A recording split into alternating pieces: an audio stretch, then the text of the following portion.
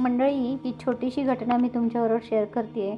हे फुलपाखरू माझ्या बागेमध्ये 3 दिवसापूर्वी मला सापडलं आणि ते काही केल्या उडून जात नव्हतं. माझ्या घरामध्ये 2 मांजरी आहेत आणि त्याला बघता क्षणी त्या लगेचच मारून टाकतील हे मला काळजी वाटत होती आणि म्हणून वेळोवेळी मी त्याला झाडावर सोडण्याचा प्रयत्न करत होते. आता झाडावर सोडायचं तर त्याच्या अन्नपाण्याची सोय केली पाहिजे, म्हणून मी मुद्दामून त्याला गुलाबाच्या फुलावर सोडत होते की जेणेकरून त्याला थोडंसं मध खायला मिळेल, तिथे राहू शकेल. पण ते राहून राहून पुन्हा खाली उडी मारत होतं किंवा आपण बोट जर दिलं किंवा हात जर दाखवला तर ते हातावर लगेच येत होतं.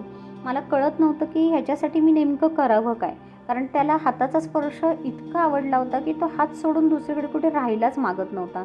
आपण हातावरनं झाडावर जर त्याला केलं तर तो उडी मारून खाली यायचा, त्याला उडताही येत नव्हतं नेटकं, पण हातावर मात्र व्यवस्थित बसत होतं. मला असं वाटलं की ह्याच्यावरून नेमकं काय करावं, कारण माझी तेवढी क्षमता नव्हती की मी त्याला समजून घेऊ शकेल आणि म्हणून मी त्याला वेळोवेळी झाडांवर पानांवर सोडण्याचा प्रयत्न करत होते. 3 दिवस हे फुलपाखरू माझ्या बागेमध्ये होतं. पुढे त्याच्यावर काय घडलं खरंच मला माहिती नाही, कारण 4थ्या दिवशी ते फुलपाखरू मला दिसलं नाही. आशा करते की ते उडून गेलं असेल, त्याच्या पंखात बळ आलं असेल, पण ते कुठेही दिसलं नाही.